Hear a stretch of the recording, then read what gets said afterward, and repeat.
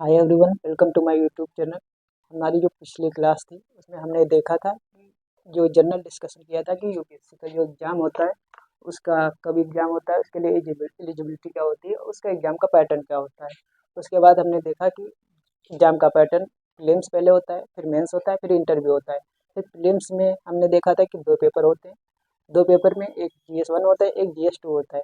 GS 1 से हमारी cut off निकलती है और कट ऑफ 2024 की लगभग 87 पॉइंट समथिंग गई थी और 2025 की 92 पॉइंट समथिंग गई थी, शायद 92 पॉइंट समथिंग गई थी। उसके बाद हमने देखा दूसरा पेपर जो होता है जीएस 2 प्रीलिम्स में, वो होता है मेरा सीसेट, उसे भी बोलते हैं, उसे सीसेट भी बोलते हैं। जो सीसेट पेपर होता है ये सिर्फ क्वालिफाइंग नेचर में होता है। इसमें मिनिमम 33% नंबर लाने होते हैं। 200 नंबर का होता है, 33% लाने होते हैं और उसमें 33% का मतलब 66 मार्क्स लाने होते हैं मिनिमम क्वालिफाई करने के लिए। इसमें मैक्सिमम की ज़रूरत नहीं। उसके बाद हमने जीएस और सीसेट में डिफरेंस देखा कि सीसेट हमारा क्वालिफाइंग नेचर में होता है, जीएस से हमारी कट ऑफ निकलती है। उसके बाद हम आज देखते हैं, इसमें कुछ पॉइंट्स बच गए थे उसको देखकर उसके बाद हम सीसेट के जो सिलेबस है उसके बारे में डिस्कशन करेंगे और पूरा सिलेबस सीसेट का हम यहाँ पर देखेंगे। उसके बाद धीरे धीरे इसकी पढ़ाई हम सारी टॉपिक वाइज सीसेट कवर करेंगे और जीएस भी कवर करेंगे, पहले सिलेबस कवर करके। तो इसका प्रीलिम्स के बारे में हम देखते हैं। प्रीलिम्स के बारे में, इस प्रीलिम्स के एग्ज़ाम हमने बताया था कि लगभग मई के लास्ट वीक या जून के पहले वीक के में लगभग होता है प्रीलिम्स का एग्ज़ाम। इसमें 2 पेपर होते हैं, एक जीएस 1 होता है, इसको बताया था मैंने, और दूसरा क्या होता है जीएस 2 होता है। इसको हम लोग सीसेट भी बोल देते हैं, CSAT civil service aptitude test.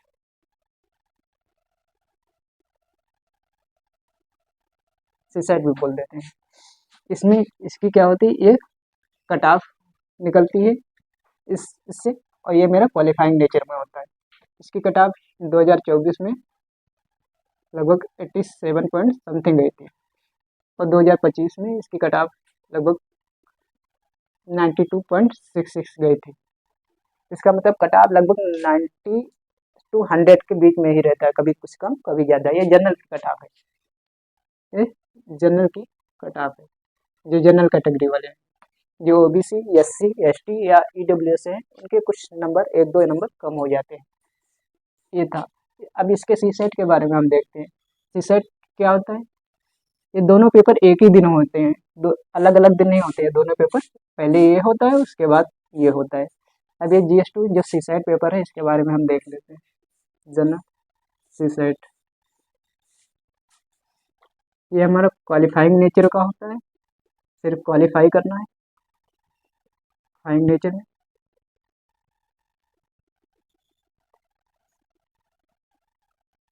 ये सिर्फ क्वालिफाइंग नेचर में होता है। इसमें टोटल 80 क्वेश्चन होते हैं, ठीक है, 80 क्वेश्चन होते हैं, 200 मार्क्स के होते हैं, कितने 200 मार्क्स के। 200 मार्क्स का मतलब लगभग एक क्वेश्चन हमारा 2.5 मार्क्स का होता है। एक क्वेश्चन हमारा 2.5 नंबर का लगभग होता है, लगभग नहीं एग्जैक्ट होता है, 2.5 मार्क्स का नंबर होता है। मगर इसमें एक चीज़ और देखनी है, जो हमारा ये पेपर होता है सीसेट और ये जीएस पेपर, ये तो क्वालिफाइंग नेचर के होता है सीसेट, और जीएस की हमारी कट ऑफ निकलती है। मगर ये दोनों पेपर में निगेटिव मार्किंग होती है। अब निगेटिव मार्किंग का क्या है, इसमें हमें क्वालिफाइंग नेचर का मतलब हमें मिनिमम 33% नंबर लाने होते हैं।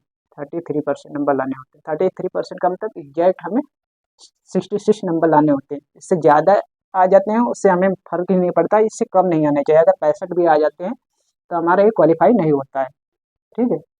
तो हमें 66 या उससे ज़्यादा हो, मगर मिनिमम ये हमारी मिनिमम मार्क्स आनी चाहिए, ठीक है। इसके बाद एक निगेटिव मार्किंग होती है इन दोनों पेपरों में। निगेटिव मार्किंग के बारे में थोड़ा देख लेते हैं कि सिलेबस हम जो GS1 पेपर होता है, GS1 एंड GS2, इन दोनों में क्या होती है, निगेटिव मार्किंग होती है। ये हमारा, ये भी 200 मार्क्स का होता है, ठीक है, ये भी हमारा 200 मार्क्स का होता है, मगर दोनों में क्या होती है, निगेटिव मार्किंग होती है।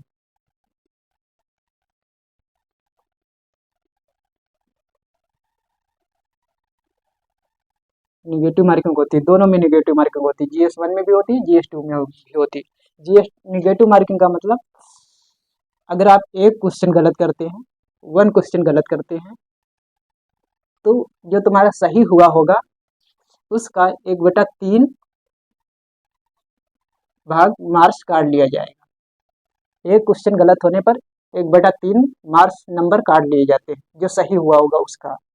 इसका मतलब ये है, ये दोनों में है, GS1 में भी ये निगेटिव मार्किंग होती है, GS2 में भी होती है। इसका मतलब लगभग टोटल अगर 3 क्वेश्चन आपने गलत कर दिए, 3 क्वेश्चन गलत कर दिए, तो 1/3 का 3 से मल्टीप्लाई करेंगे, लगभग एक क्वेश्चन जो सही किए होंगे, 3 क्वेश्चन गलत किए, एक क्वेश्चन सही किया, तो तुम्हारे 0 नंबर आएंगे। क्या हो जाएंगे, 0 नंबर। मतलब 3 क्वेश्चन गलत किए तो वो तुम्हारे एक जो सही होगा उस वो नंबर पूरे काट लिए जाएंगे और तुम्हारे नंबर अल्टीमेटली 0 हो जाएंगे। ये होती है निगेटिव मार्किंग। एक निगेटिव मार्किंग इसमें भी चलती है और एक इसमें भी चलती है। अब हम सिलेबस देख लेते हैं सिंपली। सिलेबस हम पिछली क्लास में इसका देखे थे, सीसेट का, कि सीसेट में हमारा क्या होता है, मैथ आती है, रीजनिंग आती है, डाटा इंटरप्रिटेशन आता है, डाटा सफिशिएंसी आती है, ये सब चीज़ें देखी थी, मगर आज फिर से देख लेते हैं, डिटेल में आज देख लेते हैं। तो इसका सिलेबस क्या होता है, सीसेट का सिलेबस,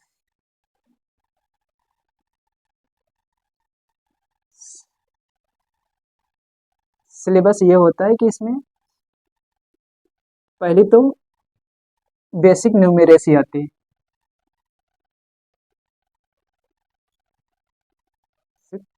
न्यूमेरेसी,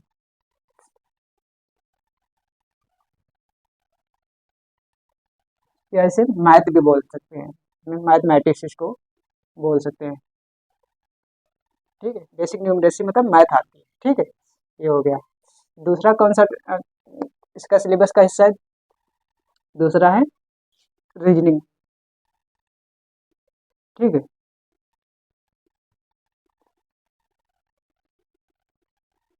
रीजनिंग दो तरह की इसमें आती है, एक होती है logical reasoning, logical reasoning,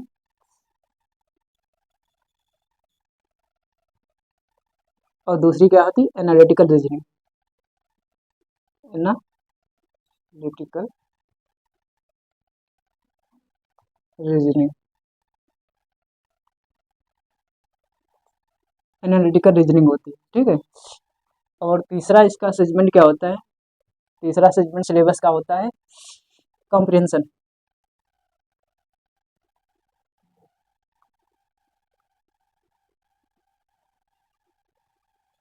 comprehension, इसे गद्यांश बोलते हैं हिंदी में, इसे गद्यांश बोलते हैं, ठीक है। तीसरा ये होता है, चौथा क्या होता है, data interpretation, data interpretation,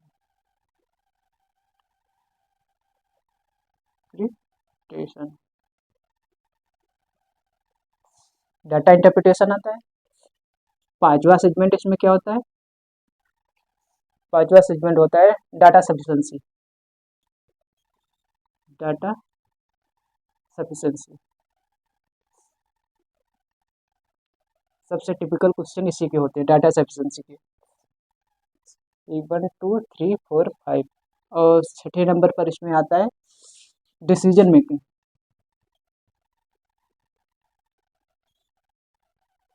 decision making, decision making आती है।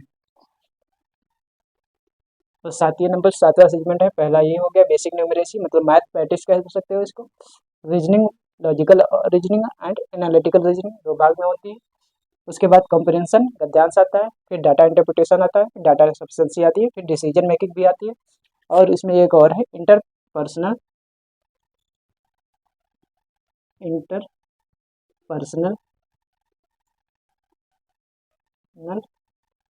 स्किल। इसके कभी कभी आते हैं क्वेश्चन, रेयरली इसके आते हैं, बट सबसे ज़्यादा क्वेश्चन आते हैं मैथ के। मैथ सबसे ज़्यादा क्वेश्चन आते हैं, लगभग इसके क्वेश्चन 28 से 30 क्वेश्चन आ जाते हैं इसके। ठीक है, पिछली बार जो पेपर आया था 2025 में पेपर आया था, उसमें लगभग 38 क्वेश्चन थे इसके मैथमेटिक्स के। 38 क्वेश्चन न्यूमरेसी में, बेसिक न्यूमरेसी मैथमेटिक्स के। और इसका जो रीजनिंग पार्ट है, रीजनिंग पार्ट में भी लगभग 24 से 25 क्वेश्चन आते हैं। ठीक है, लेकिन 2025 में इसके भी क्वेश्चन बहुत कम थे, 17 या 15 क्वेश्चन थे, 15 ही क्वेश्चन थे। रीजनिंग के 15 क्वेश्चन थे, 15 क्वेश्चन ये दोनों की, analytical reasoning and logical reasoning, 15 question थे 2025 में। लेकिन ये लगभग जनरली 2024 या 25 क्वेश्चन इसके पूछे जाते हैं रीजनिंग के, 28 या 30 क्वेश्चन लगभग इसी के बीच रेंज में बेसिक न्यूमरेसी मतलब मैथमेटिक्स पूछी जाती है। कॉम्प्रिहेंशन का भी अच्छा वेटेज रहता है, इसमें भी लगभग 28 से 30 क्वेश्चन पूछे जाते हैं। 28 से 30 के बीच में ही वेरी करते हैं, कभी कुछ एक दो कम, कभी एक दो ज़्यादा। जैसे मैथ का ही था 2025 में जो प्रीलिम्स हुआ था, उसमें 38 क्वेश्चन मैथ के पूछ लिए गए थे। उसके बाद आता है इसके डाटा सफिशिएंसी, कम से कम 4 से 5 क्वेश्चन इसके पूछ लिए जाते हैं डाटा सफिशिएंसी के। अब इसमें क्वेश्चन बढ़ रहे हैं क्योंकि 2025 में इसके टोटल 8 क्वेश्चन पूछ लिए गए डाटा सफिशिएंसी की, और इसके कभी एक क्वेश्चन आ जाता है तो आ जाता है। डिसीजन मेकिंग, इसके भी एक या दो क्वेश्चन कभी आ जाते हैं। डाटा इंटरप्रिटेशन, इसके भी एक ही या दो क्वेश्चन आ जाते हैं। मतलब अगर देखा जाए तो हमारे जो मैथमेटिक्स है उसमें सबसे ज़्यादा क्वेश्चन आते हैं 28 से 30। उसके बाद देखा जाए तो कॉम्प्रिहेंशन में भी खास अच्छा वेटेज रहता है, 28 से 30 ही रहते हैं। उसके बाद रीजनिंग, उसमें भी 24-25 क्वेश्चन जनरली होते हैं, बट कभी कम कभी ज़्यादा हो जाते हैं। तो ये मेन टॉपिक यही है, 3, मैथ, रीजनिंग, कॉम्प्रिहेंशन। उसके बाद चौथा सबसे हार्ड टॉपिक रहता है हमारा ये डाटा सफिशिएंसी वाला। इसके 4 या 5 क्वेश्चन पूछे जाते हैं। 2025 में 8 क्वेश्चन पूछे गए थे। उसके बाद एक या दो डाटा इंटरप्रिटेशन का एक या दो क्वेश्चन आ गया, कभी आ गया कभी नहीं आया। इंटरपर्सनल स्किल का बहुत ही रेयरली पूछा जाता है, पूछा जाएगा तो इसमें एक ही क्वेश्चन या दो। डिसीजन मेकिंग का भी एक ही या दो क्वेश्चन पूछा जाता है। ये था बिल्कुल बेसिक का। मगर अभी इनके टॉपिक वाइज, इनके टॉपिक कौन कौन से हैं, जैसे मैथ के कौन कौन से टॉपिक्स हैं, रीजनिंग के कौन कौन से टॉपिक्स हैं, कॉम्प्रिहेंशन तो इसके टॉपिक्स तो है नहीं, डाटा इंटरप्रिटेशन के कौन कौन से टॉपिक है, डाटा सफिशिएंसी के कौन से टॉपिक है, इंटरपर्सनल स्किल और डिसीजन मेकिंग के कौन से टॉपिक्स हैं, इसके बारे में हम डिटेल पूरा सिलेबस पहले निकाल लेंगे। फिर जीएस का सिलेबस निकाल लेंगे प्रीलिम्स का, फिर मेंस का जीएस का सिलेबस पूरा निकाल लेंगे। अभी 3 या 4 क्लास में पूरा सिलेबस, पूरी यूपीएससी का पूरा सिलेबस यहाँ पर निकाल लेंगे। उसके बाद पढ़ाई शुरू करेंगे।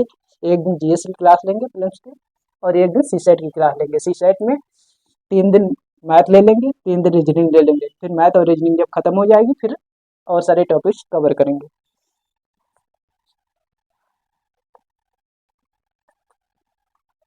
इसमें देख लेते हैं एक और चीज, सीसेट है।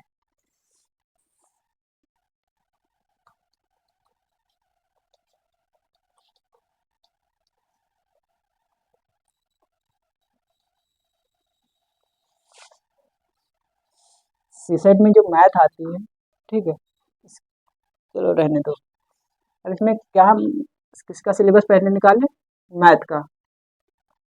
ठीक है, जो मैथ पूछी जाती है इसको बेसिक न्यूमरेसी बोलते हैं, बेसिक न्यूमरेसी यूपीएससी इसे बेसिक न्यूमरेसी बोलती है। बेसिक न्यूमरेसी इसलिए बोलती है लगभग क्लास 10 के लेवल का लगभग होता है, 10th के लेवल की इसमें मैथ होती है। हालांकि 10th के लेवल की नहीं होती है, टिपिकल होती है उससे ज़्यादा। तो इसके जो टॉपिक कौन कौन से थे वो लिख लेते हैं, फिर रीजनिंग के सारे लिख लेंगे, फिर डाटा इंटरप्रिटेशन के, फिर डाटा सफिशिएंसी के, फिर डिसीजन मेकिंग के, फिर एक एक टॉपिक को पढ़ेंगे पहले। उसके बाद रीजनिंग का जो जीएस का सिलेबस है उसको डिकोड कर लेंगे, फिर जीएस का भी क्लासेस शुरू कर देंगे। तो इसकी जो पहला टॉपिक सबसे इम्पोर्टेंट टॉपिक है वो है number system.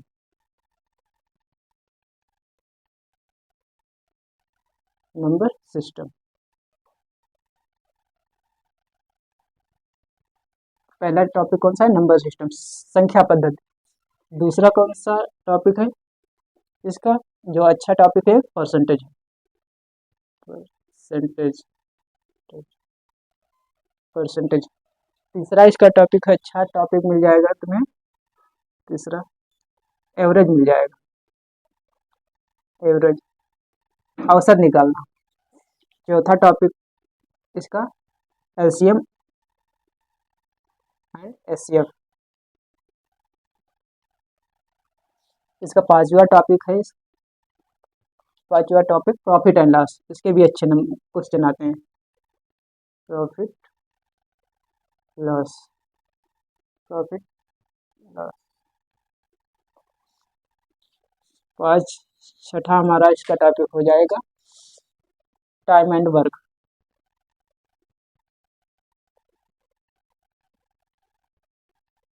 Time and work. सातवां टॉपिक इसका हो जाएगा probability.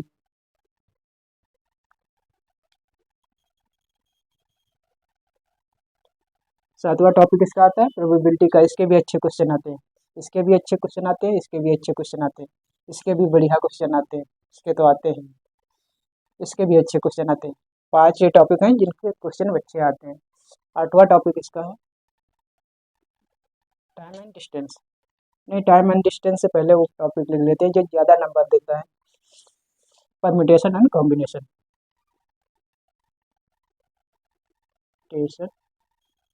And combination,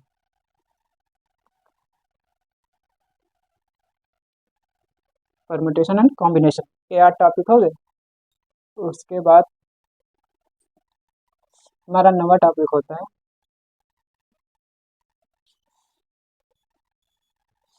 permutation and combination हो गया। उसके बाद हो गया time and distance. Time and distance. 10वां हमारा टॉपिक हो गया pipe and cistern. Pipe and cistern, pipe and टंकी। इसको सिस्टर्न को टंकी बोलते हैं। कितने टॉपिक हो गए टोटल? 10 हो गए। 13वां हमारा टॉपिक होता है टाइम एंड डिस्टेंस हो गया, परसेंटेज परम्यूटेशन कॉम्बिनेशन हो गया, प्रोबेबिलिटी हो गया, टाइम एंड वर्क हो गया, प्रॉफिट लॉस हो गया, एलसीएम एचसीएफ हो गया, एवरेज हो गया, परसेंटेज हो गया और नंबर सिस्टम हो गया। और कोई छूटा हुआ है? प्रोबेबिलिटी हो गई, हाँ, ratio proportion, ratio and proportion. Ratio and proportion, portion, ratio and proportion. 12वां हमारा टॉपिक होता है problem based on train. Train पर आधारित क्वेश्चन, ठीक है। उसके बाद 13वां टॉपिक होता है, 13 नंबर का टॉपिक होता है problem of age. Problem based on age, age पर बेस्ड। जैसे माता की एज इतनी है, पिता की एज इतनी है, तो बच्चे की एज कितनी होगी, ये वो टॉपिक है।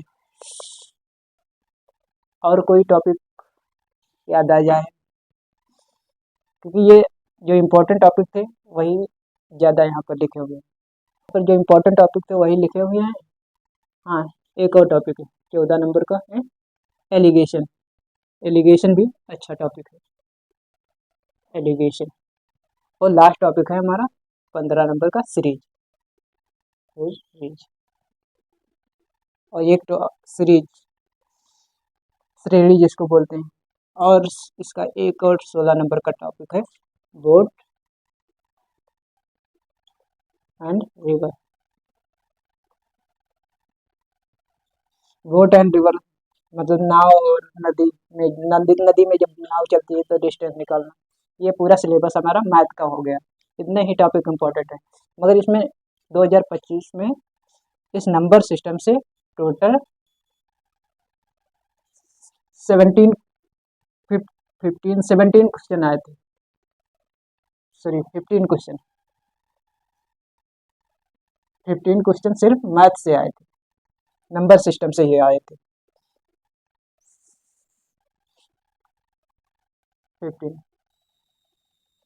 तो नंबर सिस्टम सबसे ज़्यादा नंबर देता है। उसके बाद हमारा आ जाता है परसेंटेज। परसेंटेज अच्छा नंबर देता है। फिर एलसीएम एचसीएफ भी देता है, टाइम एंड वर्क भी देता है, प्रोबेबिलिटी भी अच्छा नंबर देता है, परम्यूटेशन कॉम्बिनेशन भी अच्छे नंबर देता है। उसके बाद इसमें रेशियो एंड प्रोपोर्शन अच्छा नंबर देता है, रेशियो एंड प्रोपोर्शन अच्छा नंबर देता है।